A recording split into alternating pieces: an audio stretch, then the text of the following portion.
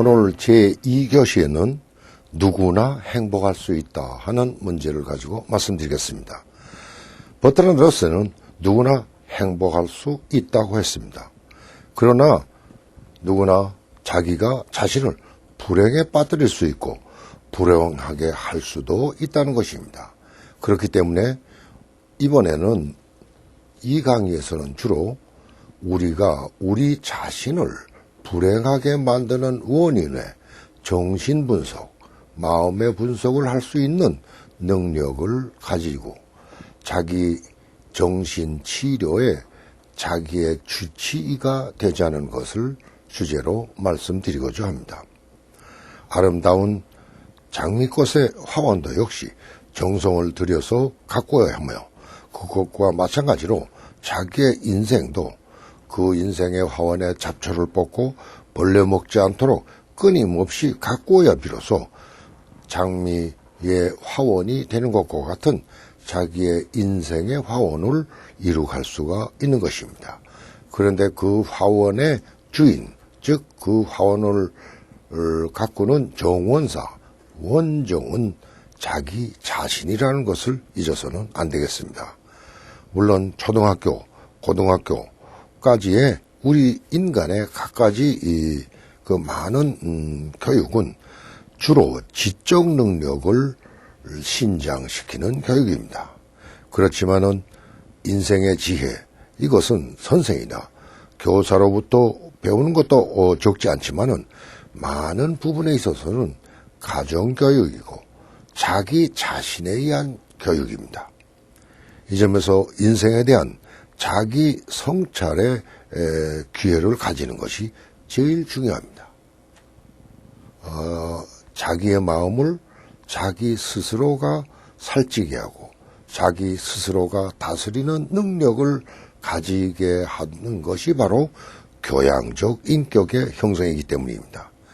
보통 우리는 인간교육, 인성교육을 강조하고 있습니다만은 사실은 박학다식해지는 것이 그 목적을 달성할 수가 없습니다. 이것은 어떤 의미에서는 도덕적 감성이라든가 시민적 덕성을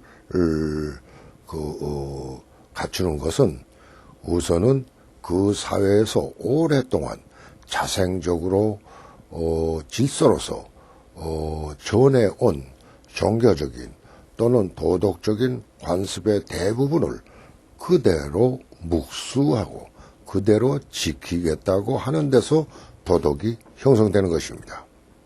도덕이라는 것은 지식이 아닙니다. 도덕이라는 것은 우선은 그 자체를 지키겠다는 그런 자기에 대한 그 내면화, 내 마음속에 그러한 규칙이나 또는 그러한 전통적인 관습을 내 마음속에 내 것으로 만드는 과정이 있어야 합니다. 그러면은 그것을 내 것으로 만들었다는 것은 프로이드의 정신분석에서는 나의 현실적 자아인 나 이외에 내 심층에는 내가 이상적으로 하는 자아를 만들었다. 즉 스승으로부터 가정으로부터 사회로부터 이러한 인간이 바람직하다라는 것을 만든 자아가 있습니다. 이 이상적 자아의 내 마음속에 형성된 것을 프로이드는 초자, 슈퍼에고라고 했습니다. 사실상 프로이드 입장에서는 이 세상에서 많은 것을 보고 배우는 가운데 기대되는 인간상 또는 바람직한 인간상을 내 마음속에 간직하는 것이라 하겠습니다. 그 점에서는 교양적으로는 훌륭한 과거의 인격자들의 전기를 읽는 가운데 인생은 이렇게 사는 거구나 하는 것을 많이 우리가 배울 수가 있는 것입니다. 그런데 버트란드 러셀의 행복론은 주로 우리 스스로가 불행하게 만드는 병통을 스스로 이것을 벗어나자는 것입니다. 그 첫째를 러셀은 자기 집념이라고 했습니다. 영어로 self absorption이라고 했는데 이것은 사실상 자기 집념이라는 것은 직역이고 우리의 불교적인 말하자면 번역을 한다면은 아집이다 또는 작은 소아에 집착하는 것, 이것이 우리를 불행하게 하는 원인이다, 이렇게 이해하면 좋겠습니다. 그리고 나의 마음을 잘 성찰해 보면 너무 쬐지 않나 또는 내가 삐뚤어졌나 이런 소아에 집착하면 남들과 원활하게 사귀지 못하고 또 이 세상을 삐뚤어지게 보고 그리하여 자기가 만드는 작은 마음의 감옥 속에 감금되어 버리는 것입니다.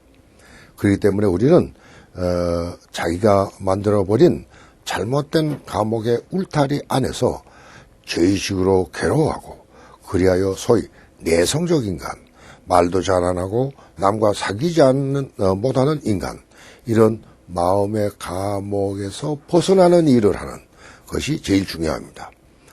그렇기 때문에 러셀은 프로이드의 정신 분석의 용어를 빌려서 나르시시즘 또는 과대망상과 너무 지나친 소신증 또는 노이로제 같은 거죠.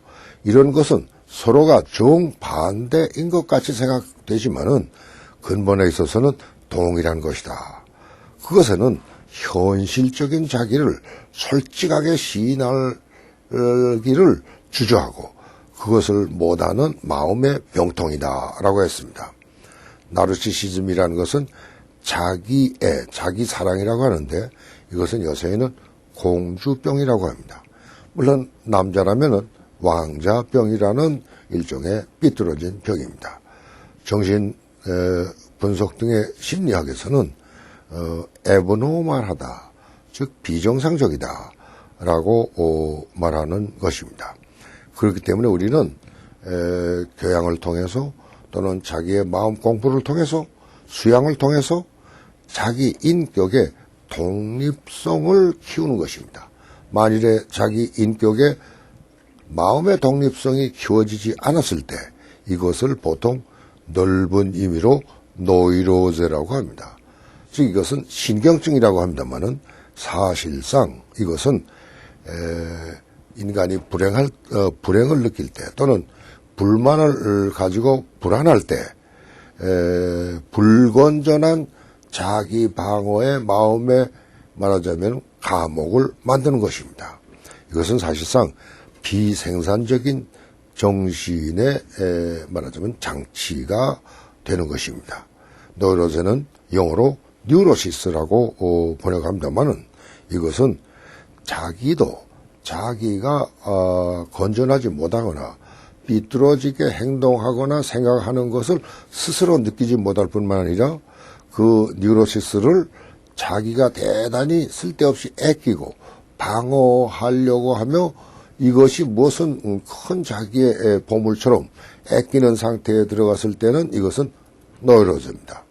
노이로제를 벗어난다는 것은 내가 아무래도 정신적으로 조금 잘못되어 있다. 내가 혹시 이것은 히스테리까지는 아니더라도 성격적인 장애가 시작된 거 아닌가라는 자기 진단과 자기 치료 능력이 있으면 이미 그는 노이로제 환자가 아닌 것입니다. 그렇기 때문에 우리는 우리 몸에 있어서 몸의 건강은 소화가 잘 돼야 합니다. 그런데 소화가 잘 안 되면 소화 불량에 걸립니다. 마음도 역시 소화 불량이 있습니다. 우리가 밖으로부터 스트레스를 받았다든가 또는 어떤 일을 실패했다든가 낭패를 보았다든가 했을 때는 심층 이식 속에 상처가 생깁니다. 그런데 그것을 내 마음 속에서 적절히 소화해내지 못하고 축적될 때는 이것이 쌓이면 노이로제가 되고 히스테리도 될 수 있고 소위 성격장애가 일어나는 것입니다. 근래 무슨 의처증이 심해져가지고 생활 능력이 없는 남편이 출세를 잘해서 밖에서 활동하는 아내를 말하자면 폭행했다. 이런 것은 바로 이러한 그 심리적인 요인으로 어느 정도는 설명이 될 것입니다. 이런 지나친 자기집념이라든가 또는 닫혀진 아집을 일으키는 원인은 그 자신이 사실은 열등의식을 가졌기 때문입니다. 너무 지나치게 자기가 잘난 척 한다든가 또 남에게 너무 아첨을 한다든가 이것은 다 열등의식으로 설명하는 것이 프로이드의 견해입니다. 프로이드는 이러한 아브노멀한 마음의 상태를 불건전하지만은 그것 나름의 자기 방어의 메커니즘이다. 이렇게 설명했습니다. 물론 불건전한 방어 방식입니다.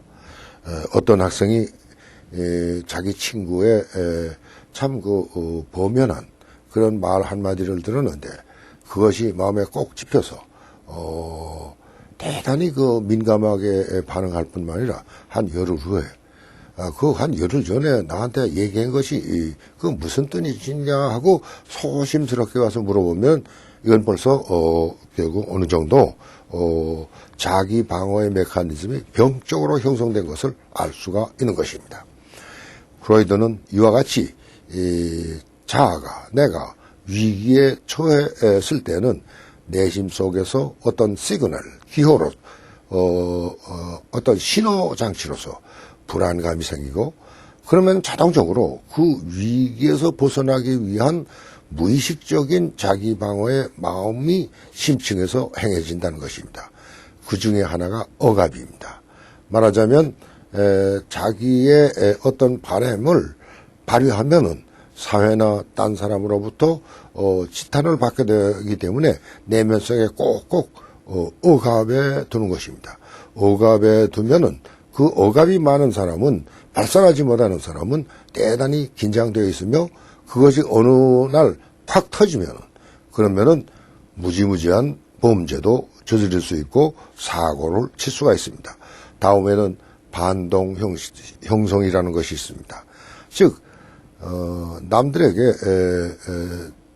어떤 증오감을 가지거나 또는 억압에 대한 반감을 가지고 있는데 그것을 거꾸로 반대로 아첨을 하거나 그것을 반대로 표시합니다.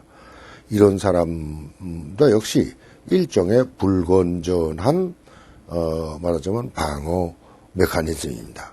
그리고 퇴행이라는 것이 있는데 어떤 일에 실패하거나 욕구의 만족을 제대로 발산하지 못했을 때 불안에 빠진 사람이 갑자기 어린애와 같이 되어버립니다. 퇴행해버립니다. 이것도 일종의 자기 방어, 불건전한 자기 방어입니다. 심지어는 대학 입시에 실패하거나 어떤 시험 같은 데 낙방했을 때 아주 집에 와서 문을 잠궈버리고 집안에서 아주 꼭 들어 앉아 있는 그러한 퇴행에서 심한 고착까지도 있는 것입니다. 러셀은 이런 노이로제 군들을 모두 합해서 바이론적인 불행이라고 했습니다. 그래서 우리는 쇼펜하우어가 인생은 모두가 고통과 고뇌로 차 있다라고 할 때 이 세상에서 살아가는 데 있어서의 여러 가지 문제가 밖에 세상이나 우주에 잘못이 있고 불행의 원인이 있다고 가르친 점에서는 쇼펜하우어의 가르침이 사실은 불건전하고 오히려 비관주의적 인생관으로 말미암아 인생을 적극적으로 해석하지 못하도록 하는 잘못이 있다는 것입니다. 왜냐하면 쇼펜하우어는 인생을 산다는 것은 살기는 살고 있는데 무슨 인생의 목적이나 인생의 의의나 가치를 모르고 살기 때문에 다른 생물이나 산천초목도 마찬가지입니다만 살고 있는 맹목적 삶의 의지가 있다. 그러면 맹목적으로 산다면은 살기는 하는데 삶의 의의를 모른다. 그렇다면 이것을 딴 말로 부조리라고 하는 겁니다. 인생은 부조리다. 이렇게 되어버립니다. 이 부조리에 빠져버리면은 결국은 인생을 적극적으로 살 수 있는 그런 건전한 건설적인 인생의 지혜를 가르치지 못하고 오히려 염세관에 빠지게 되는 것입니다. 버트란드 러셀은 특히 쇼펜하우에 대해서는 좀 직설적으로 쇼펜하우어는 불성실한 인간이다. 생애 철학을 가지고 철학에 있어서 인생의 지혜를 도입하기는 했으나 건전한 해결책을 제시하지 못했다는 것입니다. 그래서 러셀은 이 쇼펜하우어가 대단히 기인적인 사람으로서 자기 아파트 앞에서 여성들 주부들이 모여서 여러 가지 이제 소란스럽게 짓거린다 해서 아주 내던졌습니다. 내던져가지고서는 병원에 입원했으니까 거기에 대한 말하자면 치료비를 내게 되는데 그 부인이 죽게 되니까 부인은 죽고 이제는 나는 돈을 내지 않게 되었다. 일은 잘 끝났다. 이렇게 일기에 남겼다고 꼬집었습니다. 러셀은 이 쇼펜하우어가 대단히 못마땅한 것이고 바이런적인 불행을 젊은이들에게 또는 세상 사람들에게 유포시킨 염세주의자로서 대단히 비판적이었습니다. 그러면 이와 같은 열등의식에 사로잡힌 사람들이 뭐냐라는 것입니다. 건전한 독립적인 인격의 형성이 되어 있지 않다라고 말하는 것입니다. 우리는 보통 용어로 이것을 나의 인격의 셀프 아이덴티티가 없다. 즉 자기의 정체성이 확립되어 있지 않다라는 것입니다. 이것은 누가 뭐라든 주견 있는 판단을 하고 또 어떤 인생에 있어서 부딪히는 많은 선택에 있어서 슬기로운 선택의 자기 주인노릇, 인생의 주인노릇을 할 수 있는 인격의 자주성이 형성되어야 하는 것입니다. 이것이 없는 사람은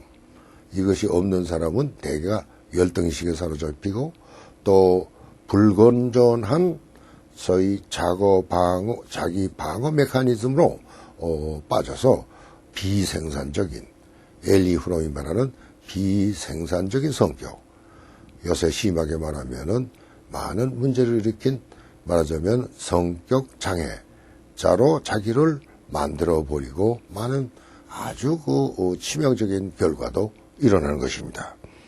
그렇기 때문에 우리는 우리 인생을 살아가는 데 있어서는 어떤 의미에서는 좀 더 자기를 현실 속에서 실험해 볼 수 있는 용기를 가지고 적극적으로 살아가야 합니다.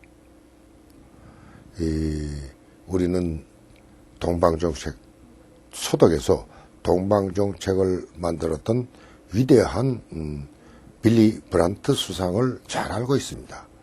그런데 사실은 브란트라는 사람은 어려서 대단히 가난해서 사실상은 구걸을 하고 돌아다녔습니다. 구걸을 하고 돌아다니다가 바닷가에 큰 상선이 있는데 그게 가서 구걸을 했습니다. 구걸을 하고 있을 때 삼촌을 만났습니다. 우연스럽게도. 삼촌은 이 브란트 소년을 보고 말하자면 돈을 주기는커녕 뭐라고 했느냐면은 너는 만일에 이렇게 한평생 남에게 구걸하고 돌아다니면 너는 남에게 구걸만 하는 습성에 빠져서 너를 망친다. 이제부터는 내가 당당히 요구하면서 사는 인생으로 되라.